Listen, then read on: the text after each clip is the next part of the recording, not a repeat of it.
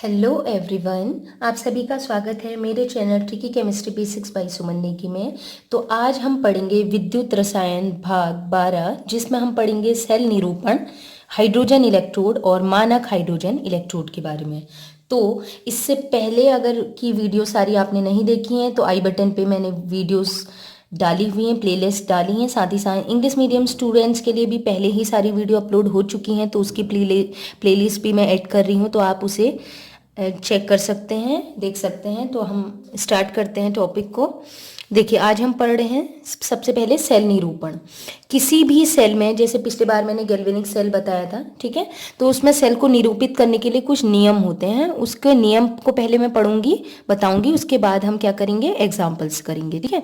तो सेल निरूपण में पहला नियम है एनोड अर्ध सेल को, देखिएगा, जो एनोड अर्ध सेल होगा, गैल्वेनिक सेल की बात हो रही है, उसको बाईं ओर, ठीक है, एनोड को हम कहाँ लिखेंगे, बाईं ओर, और कैथोड को क्या लिखेंगे, दाईं ओर। मतलब एनोड को लेफ्ट में लिखेंगे और कैथोड को राइट में लिखेंगे। सीक्वेंस हमेशा याद रखिएगा, ठीक है। मतलब पहले एनोड लिखा जाएगा और उसके बाद में कैथोड, ठीक है। अब दो भिन्न प्रावस्थाओं, जैसे मान लीजिए आपको ठोस और द्रव, दो चीजों को लिखना है। एक ठोस अवस्था में, एक द्रव में है, या एक द्रव अवस्था में, एक गैस में है। दो अगर अलग अलग अवस्थाएं आपको दिखाई देती हैं तो उनको अलग करने के लिए हम स्ट्रेट लाइन, एकल रेखा खींचेंगे, स्ट्रेट लाइन, ठीक है। अगर स्ट्रेट लाइन लिखी है तो समझ लेना इससे आगे और इसके पीछे लिखे हुए दोनों चीजें जो हैं, वो जो भी चीजें लिखी हुई हैं दोनों, वो अलग अलग अवस्थाओं में पाई जाती है। या तो ठोस द्रव होगी, या द्रव गैस होगी, या गैस ठोस, कुछ भी हो सकता है, मतलब, लेकिन दोनों अलग अलग होंगी अवस्थाएं, ठीक है। तीसरा, देखिए, विद्युत अपघट्टी, जो विलयन नीचे लिया जाता है ना विद्युत अपघट्टी का, जिसमें इलेक्ट्रोड डूबा रहता है, तो वो विद्युत अपघट्टी की सांद्रता भी मेंशन करना जरूरी है। जो आप न्यूमेरिकल करेंगे, गणितीय सवाल, उसमें सांद्रता लिखी होगी, जैसे 0.01 मोलर, 0.1 मोलर, 1 मोलर, ऐसे करके 0.0001 मोलर, ऐसे करके लिखा होगा, ठीक है। तो वो लिखा जाता है ब्रैकेट में, ठीक है। तो आप स्मॉल ब्रैकेट लगाएंगे, छोटा कोष्टक लगाएंगे, इसके अंदर इसकी मोलर सांद्रता लिखी जाएगी। सांद्रता ही हुई, मोलरता, नॉर्मलता कुछ भी, लेकिन यहाँ पर मोलरता लेते हैं, ठीक है। तो मोलरता जो उसकी होगी सांद्रता, उसको ब्रैकेट में लिखा जाएगा। अब अगर हम गैसीय इलेक्ट्रोड की बात करें, जैसे हाइड्रोजन गैस होती है, हाइड्रोजन इलेक्ट्रोड है, या क्लोरीन इलेक्ट्रोड है, ठीक है, इसमें हाइड्रोजन गैस उत्पन्न होती है, ठीक है, या क्लोरीन गैस उत्पन्न हो रही है, तो गैसीय इलेक्ट्रोडों में जो गैस है, उसकी सांद्रता की बात नहीं होती ना, गैस की सांद्रता नहीं कहते, गैस का दाब की बात होती है। जब विद्युत अपघट्टी है, आयनों की तो सांद्रता की बात होती है, लेकिन अगर गैस की बात करें, हाइड्रोजन गैस, क्लोरीन गैस, तो उनके दाब की बात की जाएगी। तो दाब को क्या करेंगे, ब्रैकेट में, वही कोष्टक आप लगाएंगे, कोष्टक में दाब लिखा जाएगा। जैसे बुक में आपके लिखा होगा P1 P2 भी लिखा होगा, है ना, कभी कभी ऐसे भी लिखते हैं, लेकिन दाब 1 ATM 2 ATM जो भी होगा वो दाब लिखा जाएगा, या तो ATM में, या मिलीमीटर Hg, मरकरी, ठीक है, mmHg, वैसे ज्यादातर एटीएम में ही लिखा जाता है। नेक्स्ट रूल है पांचवा, एक ही विलयन में यदि दो भिन्न भिन्न आयन हो तो उसे कॉमा द्वारा प्रदर्शित किया जाता है। एक इलेक्ट्रोड होते हैं ऑक्सीकरण अपचयन इलेक्ट्रोड कहते हैं, वो हायर स्टडीज BSc MSc में पढ़ा जाता है, 12th में नहीं है। तो यहां पर मैं डायग्राम भी शो कर रही हूं। तो क्या होगा, एक ही विद्युत अपघट्टी में, ध्यान से सुनिएगा, एक ही विद्युत अपघट्टी में अगर दो ऐसे आयन पाए जाते हैं जो कि अलग अलग उसमें हैं, दोनों अलग अलग ऑक्सीकरण अवस्था में, जैसे एक Fe2 पॉजिटिव, एक Fe3 पॉजिटिव होता है ना, Fe दो अवस्थाओं में पाई जाता है, Fe2 पॉजिटिव, Fe3 पॉजिटिव। अगर दोनों आयन एक ही विद्युत अपघट्टी में है, एक ही विद्युत अपघट्टी में Fe2 पॉजिटिव भी, Fe3 पॉजिटिव भी है दोनों अलग अलग चीजें है ना, एक 2 पॉजिटिव, एक 3 पॉजिटिव, तो उनको कैसे अलग करेंगे, कॉमा से। कॉमा लिखा है तो समझ लेना कि एक ही विद्युत अपघट्टी के अंदर है, लेकिन इनकी अवस्थाएं, ऑक्सीकरण अवस्था अलग अलग होगी, ठीक है। चलिए, नेक्स्ट रूल है लवण सेतु, ये इंपॉर्टेंट है। लवण सेतु आपको पता था, सॉल्ट ब्रिज बताया था, ठीक है, दो विद्युत अपघट्टियों को कनेक्ट करती है आंतरिक सर्किट से, ठीक है, आंतरिक परिपथ से पूर्ण करने का काम। तो लवण सेतु को प्रदर्शित करने के लिए डबल लाइनें खींचेंगे, डबल स्ट्रेट लाइन, दो सीधी लाइन आप खींचेंगे, थोड़ा बड़ा खींचेंगे, इसमें तो मैंने छोटा सा बनाया, स्ट्रेट लाइन खींचेंगे, ठीक है। कुछ एग्जाम्पल इसमें दिए हैं, ये मैं आपको एग्जाम्पल्स अभी बता दे रही हूं, ठीक है, और यहाँ डायग्राम भी शो हो जाएगा आपको।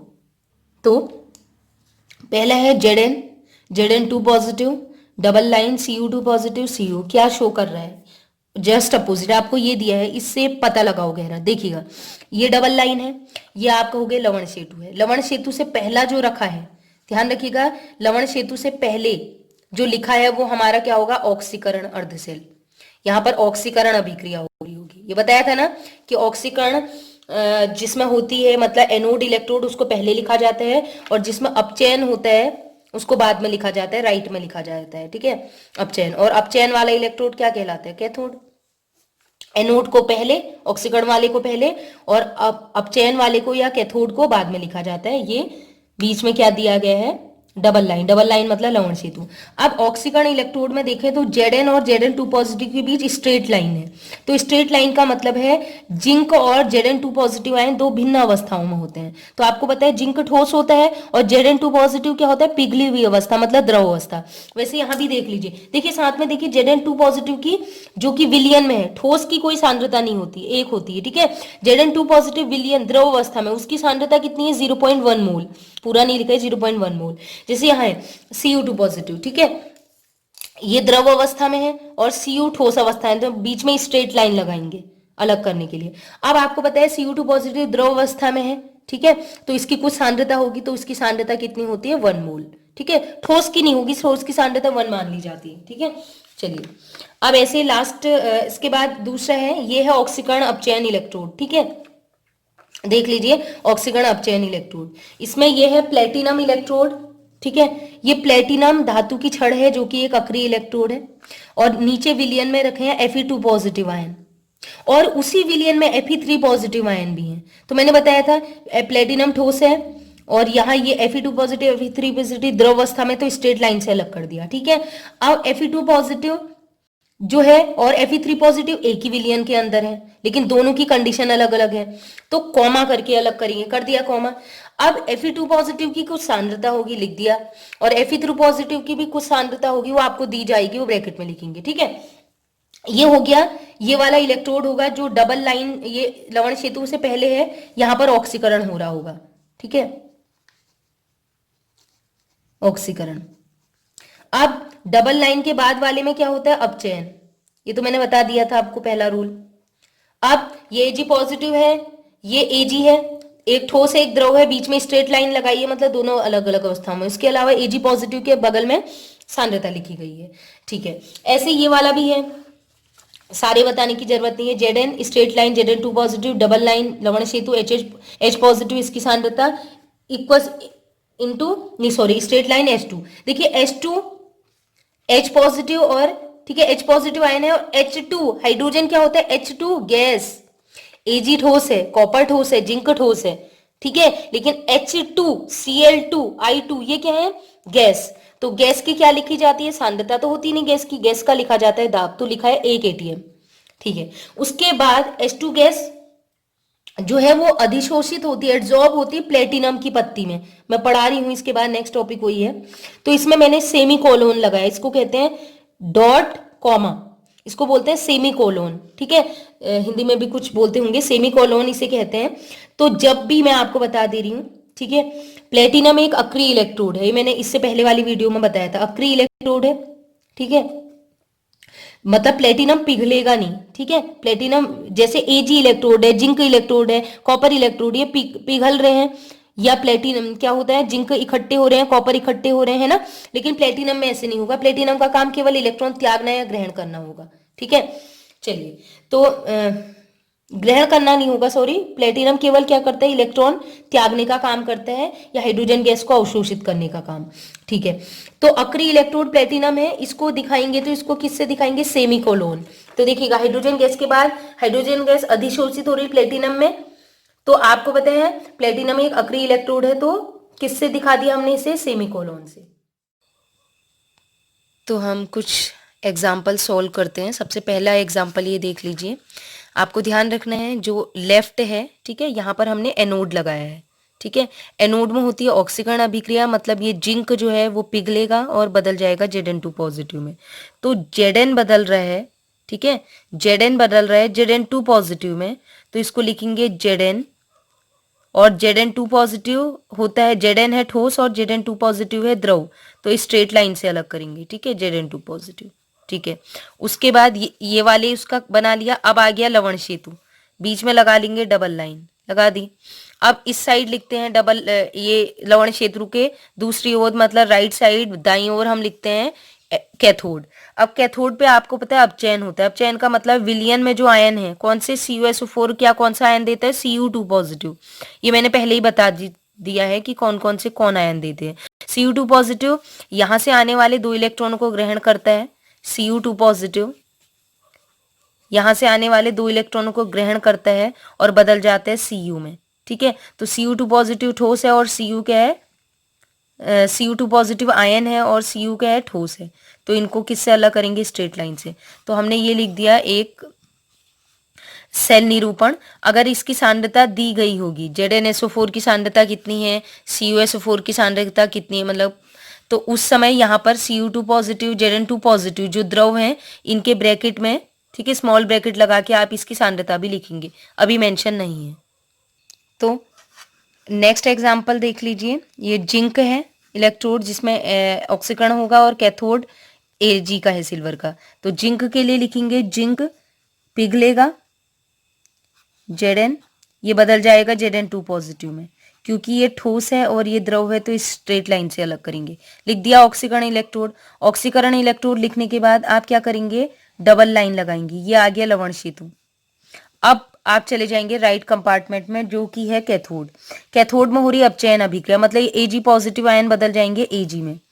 तो आपने ये लिख देंगे Ag पॉजिटिव आयन बदल जाएगा किसमें, Ag में। तो क्योंकि Ag ठोस है, Ag पॉजिटिव द्रव है, इसलिए बीच में स्ट्रेट लाइन। क्योंकि यहाँ पर सांद्रता दी गई है, देखिएगा Zn2 पॉजिटिव की सांद्रता है 0.01, तो ब्रैकेट में Zn2 पॉजिटिव के ब्रैकेट में 0.001 मोलर आप लिखेंगे। ठीक है, ठीक है, थोड़ा सा छोटा लिखा हुआ है, देख सकते हैं। और Ag पॉजिटिव की जैसे कि सांद्रता दी है 0.1 मोलर, ठीक है, वो लिख देगा, मेंशन करेगा। तो यहाँ भी आप Ag पॉजिटिव के आगे लिख देंगे 0.1 मोलर। ठीक है, द्रव की होती हैं सांद्रताएं, ठीक है, और ये है ठोस। नेक्स्ट एग्जाम्पल है, ये आपको दिखाई दे रहा है, आयरन का एनोड है और आयरन इलेक्ट्रोड है एनोड, और कैथोड है लेड का Pb, ठीक है, प्लम्ब। तो एनोड में ऑक्सीकरण होगा, मतलब ये Fe जो है वो इलेक्ट्रॉन त्यागेगा, Fe2 पॉजिटिव में बदलेगा। तो हम इसको लिख सकते हैं Fe इलेक्ट्रॉन त्याग के बना रहे हैं Fe2 पॉजिटिव आयन। ठीक है, तो ये ठोस है, द्रव है, तो स्ट्रेट लाइन से अलग करेंगे। ये लिख दिया ऑक्सीकरण इलेक्ट्रोड के निरूपण।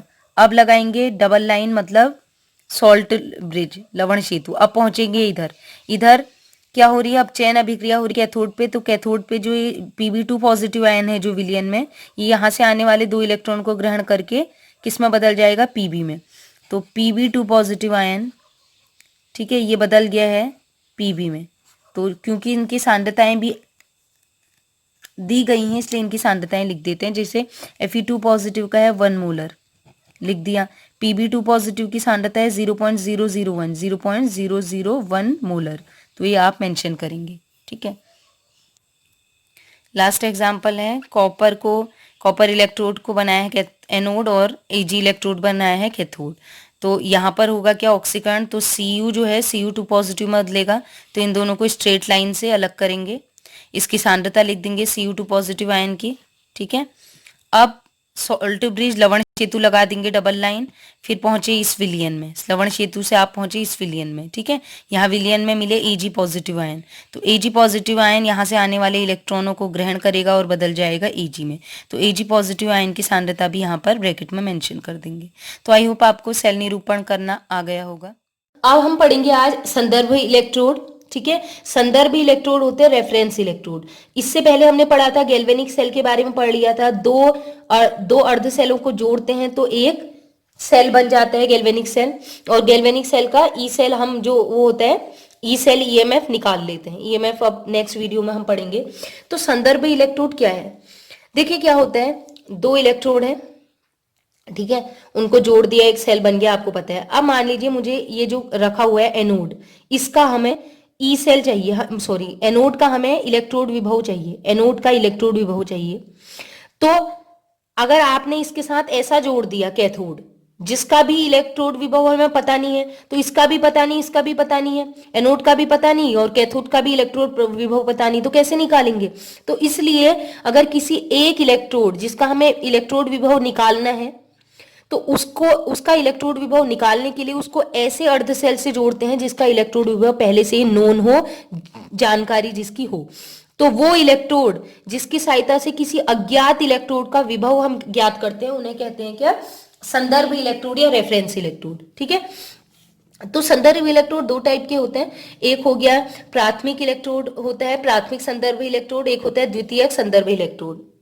तो प्राथमिक संदर्भ इलेक्ट्रोड वो है जिनका यूज करना ज्यादा आसान होता है। ठीक है, आसानी से अवेलेबल हो जाते हैं, इसलिए इनको पहली प्रायोरिटी दी जाती है। तो इसमें हम पढ़ेंगे हाइड्रोजन इलेक्ट्रोड। सबसे ज्यादा यूज होने वाला संदर्भ इलेक्ट्रोड हाइड्रोजन इलेक्ट्रोड ही है। इसी की सहायता से हम किसी दूसरे अज्ञात इलेक्ट्रोड का इलेक्ट्रोड विभव ज्ञात करते हैं। ठीक है, द्वितीयक संदर्भ इलेक्ट्रोड का भी प्रयोग किया जाता है। अगर हाइड्रोजन इलेक्ट्रोड का प्रयोग नहीं करना चाहते हैं तो द्वितीयक संदर्भ इलेक्ट्रोड का प्रयोग किया जाता है। काम इनका भी वही है कि इनकी सहायता से हम अज्ञात का क्या निकालेंगे, इलेक्ट्रोड विभव। जैसे कैलोमाइल इलेक्ट्रोड या हायर स्टडीज के लिए, बीएससी एमएससी के लिए silver ion electrode, quinhydrone electrode, glass electrode. तो इंग्लिश मीडियम वालों की तो ये वीडियो मैंने सारी अपलोड की है, हिंदी मीडियम के लिए बीएससी स्टूडेंट्स के लिए भी मैं कर दूंगी। ठीक है, अभी तो हमारे 12th के अकॉर्डिंग चल रहा है, साथ में बीएससी का भी हो रहा है, लेकिन ये जो इलेक्ट्रोड है इनको मैं अपलोड कर दूंगी। ठीक है, तो अब हम बात करते हैं, तो 12th तक के लिए केवल हाइड्रोजन इलेक्ट्रोड का यूज है। अब हम पढ़े हाइड्रोजन इलेक्ट्रोड क्या है, इसकी कार्यप्रणाली क्या है। तो संरचना के बारे में आते हैं। तो देखिएगा यहाँ पर मैंने एक डायग्राम बनाया है, इस डायग्राम को देख लीजिए। सबसे पहले आप क्या करेंगे, सबसे पहले करते हैं इस इलेक्ट्रोड के निर्माण के लिए हम ये जो ग्रीन कलर का दिख रहा है, मैंने हाईलाइट करने के लिए डार्क कलर यूज किए हैं। तो इस इलेक्ट्रोड को, हाइड्रोजन इलेक्ट्रोड को बनाने के लिए आपको एक कांच का आवरण लेना होता है। दिख रहा है कांच का आवरण, ग्रीन कलर का ये जो आवरण दिख रहा है, जैकेट दिख रहा है, इसको कहते हैं कांच का आवरण। ठीक है, या कांच का जैकेट, ग्लास जैकेट भी कहते हैं। अब क्या होगा, इसके सबसे निचले सिरे में यहाँ पर देखिएगा, दिख रहा है यहाँ पर एक छिद्र होता है छोटा सा। ठीक है, ये छिद्र इसलिए बना होता है ताकि यहाँ से जो भी गैस है, हाइड्रोजन गैस, क्लोरीन, मतलब हाइड्रोजन गैस, क्योंकि हाइड्रोजन इलेक्ट्रोड है, हाइड्रोजन गैस निकल सके यहाँ से। ठीक है, अब ग्लास जैकेट की अगर हम बात करें, ग्लास जैकेट के ऊपरी सिरे में भी एक छोटा सा छिद्र होता है। ठीक है, इनलेट बोलते हैं। यहाँ से हम हाइड्रोजन गैस को, ठीक है, यहां से हम हाइड्रोजन गैस को 1 एटीएम का दाब लगा के अंदर भेजते हैं। ठीक है, हाइड्रोजन का प्रोडक्शन करने के लिए हाइड्रोजन गैस को अंदर भेजेंगे और यहां से पोर से हाइड्रोजन गैस बाहर निकलेगी। ठीक है, इस कांच के जैकेट के अंदर आपको यहां पर दिखाई दे रहा है एक बैगनी कलर की नली, पर्पल कलर की नली। ठीक है, तो ये जो कांच की नली है, इसमें हम क्या कर देंगे, प्लेटिनम का तार डाल देंगे। प्लेटिनम क्या होता है, अक्रिय होता है। ठीक है, प्लेटिनम का तार डाल देंगे। इस तार के सबसे निचले सिरे में, यहां पर देखिएगा, तो इसके सबसे निचले सिरे में हमने क्या लगाया है, एक प्लेटिनम की एक टुकड़ा लगाया है, इसको कहते हैं प्लेटिनम फॉइल, या फिर कह सकते हैं प्लेटिनम की एक पत्ती, एक टुकड़ा लगा रखा। ठीक है, इसका एरिया ज्यादा इसलिए बढ़ाया है क्योंकि आपको पता है जितना ज्यादा एरिया होगा प्लेटिनम का टुकड़ा, मतलब धातु का, उतना ज्यादा हाइड्रोजन अधिशोषित होगी। ठीक है, एरिया कम होगा तो कम हाइड्रोजन अधिशोषित होगी। एरिया हमने बढ़ा दी क्योंकि इस तार का एरिया बहुत कम होगा, इसलिए हमने रेक्टेंगल शेप में आयताकार एक टुकड़ा, बड़ा सा टुकड़ा लगा दिया ताकि ज्यादा हाइड्रोजन अधिशोषित हो सके। ठीक है, अधिशोषित होना नेक्स्ट चैप्टर जो आप पढ़ेंगे, विद्युत रासायनिक बलगतिकी के बाद पृष्ठ रसायन, उसमें आपने अधिशोषण ही पढ़ना है। ठीक है, तब समझ में आ जाएगा। तो अब ये जो कांच की नली है, इस कांच की नली में मरकरी भर दिया जाता है। मरकरी इसलिए भर दिया जाता है, जो हाइड्रोजन गैस, यहाँ से जो हाइड्रोजन इलेक्ट्रोड होता है, ये अत्यधिक क्या होता है, क्रियाशील हो जाता है, अत्यधिक क्रियाशील इलेक्ट्रोड है। तो इसकी क्रियाशीलता को कम करने के लिए इसमें मरकरी, ठीक है, मरकरी भरा जाता है, Hg, पारा भी कह सकते हैं, पारा भरा जाता है। ठीक है, और ये जो आपको प्लेटिनम की पत्ती दिख रही है, इसमें प्लेटिनम ब्लैक, काले रंग का एक लेप लगा दिया जाता है। ठीक है, तो शुद्ध हाइड्रोजन गैस को ऊपर स्थित छिद्र से, यहां से जो आपको ये दिखाई दे रहा है, देख लीजिए, इस छिद्र से 1 एटीएम का दाब, 1 वायुमंडल का दाब लगा के अंदर भेजेंगे। ठीक है, गैस का कुछ भाग तो क्या होगा, इस पत्ती में अधिशोषित हो जाएगा, मतलब जितना भी इसका क्षेत्रफल है, जितना अधिशोषित कर सकती है, उतने गैस के अणुओं को तो अपने ऊपर अधिशोषित कर लेगी, एब्जॉर्ब कर लेगी, और जितना एक्स्ट्रा हाइड्रोजन, अब जगह नहीं बची उसके बाद, तो जितना एक्स्ट्रा हाइड्रोजन गैस बचेगी वो क्या क्या करेगी, नीचे छिद्र से बाहर निकल जाएगी। और जब ये बाहर निकलेगी, क्योंकि विलयन रखा है एक प्रकार से पानी जैसा है विलयन, उस विलयन से क्या करेंगे, गैस के बुलबुले बाहर की ओर को निकलते दिखाई देंगे। ठीक है, यही मैंने ये नोट्स में भी लिखा हुआ है जो मैंने आपको पढ़ाया है। तो आपको आई होप ये आपको कार्यप्रणाली इसकी समझ में आ गई हो, मतलब इसका संरचना समझ में आ गई हो, है ना। तो एक चीज ध्यान रखिएगा, एनोड कंडीशन के अनुसार, सॉरी, हाइड्रोजन इलेक्ट्रोड कंडीशन के अनुसार, स्थिति कैसी हो उसके अनुसार कैथोड और एनोड दोनों का काम करते हैं। ध्यान रखिएगा, अगर हमें मान लीजिए जो अज्ञात इलेक्ट्रोड है, वो अज्ञात इलेक्ट्रोड अगर एनोड है, तो उस समय हाइड्रोजन किसकी तरह काम करेगा, कैथोड की तरह। ठीक, अगर अज्ञात इलेक्ट्रोड जिसका इलेक्ट्रोड विभव निकालना है, वो अगर कैथोड की तरह काम कर रहा है, अगर उसको हम हाइड्रोजन से जोड़ दें तो हाइड्रोजन उस समय एनोड की तरह काम करेगा। इसलिए बेस्ट है ये एनोड कैथोड दोनों की तरह काम कर सकता है। अब हम पढ़ रहे हैं मानक इलेक्ट्रोड विभव, ये भी पूछा जाता है, स्टैंडर्ड इलेक्ट्रोड पोटेंशियल। एक ऐसा इलेक्ट्रोड जिसके विद्युत अपघट्टी की सांद्रता, देखिए मानक का मतलब होता है जो हम मान लेते हैं एक स्पेशल कंडीशन। तो क्या मान रहे हैं स्पेशल कंडीशन, वो कह रहा है जो इलेक्ट्रोड, इस इलेक्ट्रोड, हाइड्रोजन इलेक्ट्रोड या कोई भी इलेक्ट्रोड, ठीक है, अगर किसी इलेक्ट्रोड को उसके विद्युत अपघट्टी में डुबाया है, और जो विद्युत अपघट्टी आपने लिया है ना जिसमें डुबा रखा, अगर उसकी सांद्रता 1 मोलर है, 1 m है सांद्रता, और उसका ताप जो विलियन है उसका ताप कितना होना चाहिए, रूम टेम्परेचर, कमरे का ताप 25 डिग्री सेल्सियस, और केल्विन में कितना हो जाएगा, 273 जोड़ के 298 केल्विन। तो हम कहेंगे अगर सांद्रता विलयन की 1 मोलर और ताप कितना हो जाएगा 25 डिग्री सेल्सियस, और अगर आपने गैस ली है, जैसे हाइड्रोजन गैस वाले की बात करते हैं, तो गैस का ताप कितना होना चाहिए 1 atm, तो उस समय उस इलेक्ट्रोड का जो भी विभव आएगा, ठीक है, उस इलेक्ट्रोड का जो भी विभव होगा उसको मानक इलेक्ट्रोड विभव कहेंगे। आसान है। तो ऐसे हम एक एग्जाम्पल पढ़ेंगे, मानक हाइड्रोजन इलेक्ट्रोड, मैंने कहा सबसे ज्यादा यूज करते हैं हाइड्रोजन इलेक्ट्रोड को, तो उसी को मान लेंगे मानक हाइड्रोजन इलेक्ट्रोड। तो ये कंडीशन हम हाइड्रोजन इलेक्ट्रोड के लिए अप्लाई कर देंगे। क्या है मानक हाइड्रोजन इलेक्ट्रोड, इंग्लिश में SHE, hydro standard hydrogen electrode, या फिर NHE, नहीं सॉरी ये ऐसे ही का है, NHE होता है normal hydrogen electrode, SHE standard hydrogen electrode या मानक हाइड्रोजन इलेक्ट्रोड हिंदी में। तो वही कंडीशन अप्लाई करेंगे, आपने हाइड्रोजन इलेक्ट्रोड लिया है, उसको डुबा दिया हाइड्रोजन के विलयन में, जैसे HCl, H2SO4, HI, ये कोई भी विद्युत अपघट्य ले सकते हैं। तो वहां पर कौन से आयन मिल रहे हैं, कॉमन आयन हाइड्रोजन का, H पॉजिटिव आयन सभी में। तो H पॉजिटिव आयन जो विद्युत अपघट्य लिया है उसमें जो H पॉजिटिव आयन है, अगर उनकी सांद्रता 1 मोल हो, 1 मोलर हो, ठीक है, और ताप कितना हो 25 डिग्री सेल्सियस, और जो हाइड्रोजन गैस आप ऊपर से भेज रहे थे ना दाब लगा के, उस गैस का दाब कितना हो जाए 1 atm, तो उस समय क्या कहलाएगा, हाइड्रोजन का इलेक्ट्रोड विभव क्या कहलाएगा, मानक हाइड्रोजन इलेक्ट्रोड विभव। आसान है। देखिए पहले जो बोला था वो खाली हाइड्रोजन इलेक्ट्रोड विभव था, क्योंकि उस समय मैंने सांद्रता इतनी इतनी रखनी है नहीं कहा था। अब मैं बोल रही हूँ सांद्रता आपको 1 मोलर ही रखनी है, ताप आपको 25 डिग्री सेल्सियस ही रखना है, और गैस पे केवल 1 atm का दाब लगाना है अंदर भेजने के लिए, ठीक है। तो उस समय हाइड्रोजन का इलेक्ट्रोड विभव क्या कहलाएगा, मानक इलेक्ट्रोड विभव, मानक हाइड्रोजन इलेक्ट्रोड विभव। तो सांद्रता 1 मोलर, ताप 25 डिग्री सेल्सियस, मतलब 273 जोड़ के हो जाएगा केल्विन में 298 केल्विन, और दाब होना चाहिए कितना, 1 वायुमंडल। 1 वायुमंडल को अगर mm में लिखें तो 760 mmHg, मिलीमीटर मरकरी, या इतना हो, दोनों एक ही होते हैं, पहले भी बता चुकी हूं मैं विलियन वाले चैप्टर में। तो मानक हाइड्रोजन इलेक्ट्रोड ऑक्सीकरण अर्धसेल और अपचयन अर्धसेल दोनों की तरह व्यवहार करता है, बताया था ना अभी। तो देख लीजिए, अगर हाइड्रोजन इलेक्ट्रोड ऑक्सीकरण अर्धसेल की तरह काम करता है, ठीक है, आपको बस ये देखना अज्ञात क्या है। अज्ञात अगर अपचयन की तरह व्यवहार कर रहा है तो हाइड्रोजन इलेक्ट्रोड किसकी तरह व्यवहार करेगा, ऑक्सीकरण की तरह, ठीक है। और अगर जो अज्ञात है वो ऑक्सीकरण की तरह काम कर रहा है तो हाइड्रोजन इलेक्ट्रोड किसकी तरह काम करेगा, अपचयन, खुद ही बन जाएगा, ठीक है, हाइड्रोजन इलेक्ट्रोड। तो ऑक्सीकरण अर्धसेल मतलब एनोड पे होती है अभिक्रिया, तो अगर हाइड्रोजन इलेक्ट्रोड एनोड की तरह काम कर रहा है तो उसमें ऑक्सीकरण अभिक्रिया होगी, तो वो इलेक्ट्रॉन त्यागेगा। तो देखिएगा ऐसे एक ट्रिक बता रही हूँ, कोई अमीर है, अगर वो इलेक्ट्रॉन त्याग रहा है, इलेक्ट्रॉन कब त्यागेगा, जब वो अमीर होगा, तो जैसे वो इलेक्ट्रॉन त्यागेगा वो किस में बदल जाएगा, गरीब।